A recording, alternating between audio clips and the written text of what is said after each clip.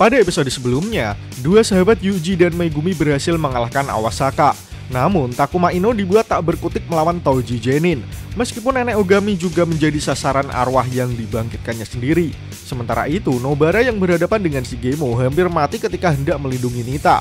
Beruntung, Kento Nanami datang tepat waktu untuk memberi bantuan kepada Nobara. Kini Nanami bersiap melakukan pertarungannya dengan Shigemo. Bagaimana kelanjutan ceritanya? Mari langsung saja kita membahasnya.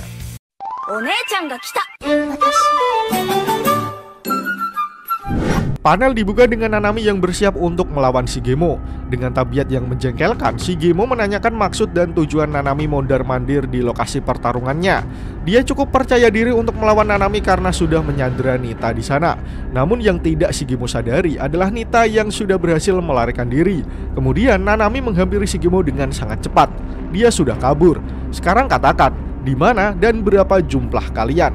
Nanami mengintimidasi Shigemo untuk menjelaskan keberadaan para musuh. Akan tetapi dengan ekspresi menyebalkan, Shigemo mengatakan jika dia tidak mengetahuinya. Lalu dengan cepat ia menendang Nanami. Namun tanpa diduga, yang Shigemo rasakan barusan seperti menendang sebuah dinding batu. Padahal Nanami tepat di depannya. Namun ia sama sekali tidak mengelak dan tubuhnya seperti bukan tubuh manusia biasa. Shigemo mulai panik. Nanami tidak terluka sedikit pun. Sementara Nanami terus menanyakan pertanyaan yang sama, di mana dan berapa jumlah musuh yang terlibat. Tapi Shigemo tetap memegang teguh prinsipnya untuk tidak membocorkan rahasia yang ditanyakan Nanami, sehingga membuat Nanami terpaksa menghajar Shigemo hingga membuatnya terlempar sangat mengenaskan. Nobara yang melihat kejadian tersebut hanya bisa melongo tak percaya dengan apa yang terjadi di depannya. Namun, serangan Nanami belum cukup untuk mengalahkan Shigemo. Ia kembali bangkit meski tubuhnya menerima luka yang cukup serius. Shigemo mulai panik. Jika bukan karena teknik kutukannya, ia pasti sudah mati. Daripada mencari penyakit, Shigemo memutuskan untuk lari saja. Namun belum sempat ia bergerak, Nanami dengan cepat mencengkram kepalanya dan kembali menanyakan pertanyaan yang serupa. Di mana dan berapa jumlah musuh? Saat Shigemo menjawab ia tidak mengetahuinya, bahkan sebelum Shigemo menyelesaikan kalimatnya, Nanami langsung menghajar Shigemo hingga membuat tubuhnya terluka parah. Tembok di belakang tubuhnya sampai hancur lebur berkat serangan Nanami. Shigemo bukanlah lawan yang sepadan bagi Nanami. Ia langsung muntah darah berkat serangan Nanami yang sangat kuat. Tapi Shigemo tidak mau menyerah. Ia memanggil pedangnya dari kejauhan untuk menusuk tubuh Nanami. Namun Shigemo lupa bahwa Nobara masih ada di sana, sehingga pedang melayang tersebut berhasil diamankan oleh Nobara menggunakan paku kutukannya. Kini kondisi Shigemo sudah tidak ada harapan hidup. Apalagi Nanami sedang merasa sangat kesal karena dalam perjalanannya ia menemukan beberapa mayat asisten manajer. Nanami pun langsung tahu bahwa pelakunya adalah Shigemo. Kini ia bersiap untuk menghabisi lawan yang sangat menjengkelkan tersebut. Sementara Shigemo yang sudah berada di ujung tanduk hanya bisa menjerit histeris sembari meminta maaf. Tapi Nanami tidak peduli akan hal itu. Ia bersiap mengeluarkan teknik kutukan rasionya. Dengan cepat, Nanami menyelesaikan pertarungannya dengan Shigemo. Nobara yang melihatnya hanya bisa tertegun karena kondisi Shigemo setelah terkena teknik kutukan Nanami sangat mengenaskan. Ia sudah kalah dengan cara yang sangat mudah.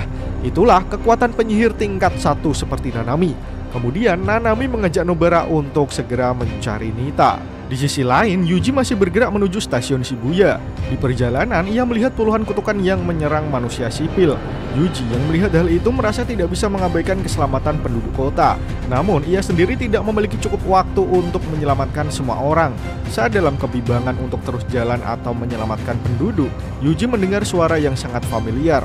Suara itu adalah milik Inumaki, senior Yuji dari SMA Jujutsu Tokyo yang ada di sana untuk memberikan support bantuan. Melihat ada seniornya membuat Yuji merasa tenang karena dia adalah orang yang bisa diandalkan untuk membantu para penduduk. Namun rasa tenang itu tidak berlangsung lama, karena tak lama kemudian Yuji dicegat oleh Choso yang ingin membalaskan dendam kedua adiknya. Sebelum kalian lanjut nonton, bantu kami untuk menekan tombol subscribe dan nyalakan loncengnya supaya kalian tidak ketinggalan informasi menarik dari channel Tokunimo. Nanami menjelaskan kepada Nobara bahwa saat ini kondisi Ichiji baik-baik saja. Lagi pula dia pernah berlatih menjadi penyihir juga. Tapi Nanami menduga bahwa tim Nobara sepertinya tidak tahu mengenai kondisi Gojo di dalam. Oleh karena itu, Nanami menyuruh Nobara dan Nita untuk menunggu di tempat tersebut dan meminta bantuan. Sementara dia akan bergabung dengan tim Jenin dan masuk ke dalam basement B5F. Nobara tidak setuju karena dia ingin ikut bersama Nanami masuk ke dalam. Namun Nanami mengatakan Nobara harus menjadi penyihir tingkat 1 dulu jika dia ingin bergabung dalam pertarungan ini, atau jika tidak dia hanya akan menghalangi saja. Di sisi lain, Mei Mei dan Ui Ui yang sudah mengalahkan roh kutukan sebelumnya dikejutkan dengan seseorang yang muncul dari balik kegelapan. Dia adalah Kenjaku yang menyapa Mei Mei menggunakan tubuh Geto. Tentu saja Mei Mei sebagai seorang profesional langsung menganalisis musuh yang ada di depannya. Meski awalnya Mei Mei ragu apakah dia Geto asli atau tidak, namun ia yakin orang yang ada di depannya bukanlah Geto. Kini Kenjaku sudah mengeluarkan roh kutukan mengerikan yang berdiri di sampingnya. Dia adalah penyakit kutukan tingkat spesial bernama Smallpox Deity. Melihat hal itu, Mei Mei merasa jika kualitas Geto yang ada di depannya sama sekali tidak menurun. Sementara Kenjaku setelah mengeluarkan kutukan tersebut langsung berbalik meninggalkan Mei Mei, sembari mengatakan jika dia akan membiarkan manusia yang ada di B5F seperti apa adanya. Kenjaku akan menunggu Mei Mei di sana jika dia bisa mengalahkan penyakit kutukan yang ada di depannya. Tanpa menunggu waktu lama, penyakit kutukan tersebut langsung menyerang Mei Mei. Bahkan ia langsung menyerang menggunakan domain expansion. Smallpox memanggil peti mati untuk menjebak Mei Mei di dalamnya. Sementara Ui Ui hanya bisa memanggil kakaknya yang kini perlahan mulai masuk ke liang lahat. Setelah Mei Mei terkubur, sebuah batu besar turun menutup kuburan Mei Mei yang terlihat seperti batu nisan. Namun batu tersebut langsung retak dan hancur sesaat setelah menutup kuburan Mei Mei. Lalu wanita itu muncul kembali dari peti mati yang sudah menjebaknya. Bahkan Mei Mei lupa kapan terakhir kali ia berada dalam bahaya seperti tadi. Sementara itu, Yuji bergerak menuju tempat Gojo berharap ia tidak tersesat. Namun di perjalanan, ia bertemu dengan Choso yang sudah memburunya untuk membalaskan dendam kedua adiknya. Yuji yang tidak tahu apa-apa bingung dengan siapa yang sedang di depannya. Sementara Choso yang tidak mau menyia-nyiakan kesempatannya, langsung mengerahkan teknik kutukan manipulasi darahnya untuk menyerang Yuji. Teknik tersebut mampu menekan darah dan memadatkannya sampai pada batasnya. Darah yang dipadatkan oleh teknik ini ditembakkan dari satu titik, kemudian bergabung dengan energi kutukan sehingga mencapai kecepatan suara. Yuji yang tidak siap dengan teknik kutukan Choso hanya bisa menahannya dengan kedua tangan. Namun itu saja tidak cukup untuk menahan serangan Choso. Teknik manipulasi darah merupakan teknik kuat yang bisa menembus kulit. Oleh karena itu, tangan Yuji tentu saja akan terluka jika menahan tembakan yang sudah dipadatkan oleh Choso. Apesnya lagi, Choso menambahkan serangannya ketika melihat Yuji yang sudah terpojok. Berkali-kali Choso mengeluarkan teknik kutukannya untuk menyerang Yuji, sementara Yuji lebih memilih untuk menghindarinya saat ini. Namun Choso tak mau melepaskannya begitu saja. Pertarungan tak bisa dihindari. Yuji dan Choso kini adu fisik untuk saling menghajar satu sama lain. Saat Yuji mengerahkan serangannya, Choso merasa ada keanehan dengan serangan Yuji. Sementara Yuji sendiri berkat serangan mendadak Choso di awal membuat tangannya sedikit terluka, hingga ia tidak bisa menggerakkan tangannya lagi. Kini ia harus mencari cara untuk menyerang Choso menggunakan anggota tubuh yang lain. Tapi sebelum pertarungan dilanjutkan, Choso bertanya apakah adik-adiknya meninggalkan pesan untuknya sebelum ia mati. Yuji yang tidak tahu apa-apa hanya bisa melongo mendengar pertanyaan dari Choso. Kemudian Choso menjelaskan bahwa kedua adiknya adalah Eso dan Keiichi yang dulu sudah dihabisi oleh Yuji bersama Nobara. Mengingat keduanya, Yuji mengatakan bahwa mereka tidak meninggalkan pesan apapun.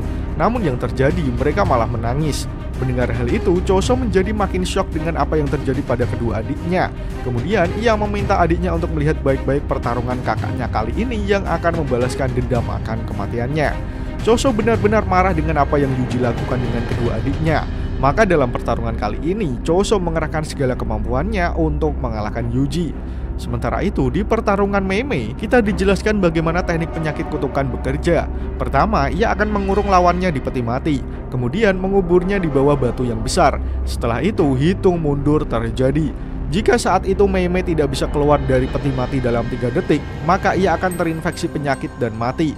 Namun, Mei Mei bukanlah penyihir lemah yang tak bisa keluar dari jebakan itu. Ia tentu bisa keluar dan menghancurkan batu yang menindihnya. Kemudian, ia memanggil Ui Ui untuk bergabung dalam pertarungan. Karena penyakit kutukan hanya bisa menjebak satu orang saja, Mei Mei berencana menggunakan Ui Ui untuk umpan agar bisa menghabisi penyakit kutukan yang ada di depannya. Mei Mei berencana membiarkan energi kutukannya melemah supaya penyakit kutukan menangkap Ui Ui. Setelah itu, Mei Mei akan bergerak untuk menghabisi penyakit kutukan. Namun rencana itu berisiko karena salah perhitungan saja Ui Ui bisa mati. Oleh karena itu, Mei Mei bertanya apakah adiknya bersedia mati untuknya. Kemudian sang adik mengatakan jika dia dengan senang hati akan melakukan hal itu demi kakaknya. Kini, Uwi Uwi meningkatkan energi kutukannya supaya ditangkap oleh penyakit kutukan. Tak lama kemudian, ia ditangkap dan dimasukkan ke dalam peti mati. Ketika Smallpox hendak memasukkan Uwi Uwi ke dalam liang lahat, tubuhnya diserang oleh Mei Mei. Dengan sangat cepat, Mei Mei menebas tangan Smallpox sehingga ia tidak bisa lagi menggunakan tekniknya. Selain itu, Uwi Uwi juga menggunakan Simple Domain untuk mengatasi domain expansion yang dikeluarkan penyakit kutukan tadi. Tapi karena Smallpox adalah penyakit kutukan tingkat spesial, ia bisa memulihkan diri dengan sangat cepat. Tak mau menyia-nyiakan kesempatan, Mei Mei langsung menghabisi musuhnya dengan sangat cepat menggunakan serangan burung gagak. Teknik milik Mei Mei adalah manipulasi gagak hitam. Nilai dari serangan Mei Mei adalah memaksa burung gagak untuk menyerang musuh sampai bunuh diri. Mei Mei mengeklaim bahwa tidak akan ada yang bisa menghindari serangan gagaknya selain orang sekaliber Gojo Satoru. Kini Mei Mei mulai bergerak dengan adiknya dan gagak-gagak yang rela menyerahkan hidupnya untuk Mei Mei. Sementara Kenjaku yang sudah melihat pertarungan Mei Mei menilai bahwa kekuatan Mei Mei tidaklah buruk untuk penyihir Jujutsu di era ini. Tapi sialnya chapter pun berakhir. Nah, bagaimana menurut kalian? Semoga episode ini dapat menghibur kalian semua ya. Akhir kata, terima kasih sudah menonton video ini hingga akhir. Sampai jumpa di episode selanjutnya.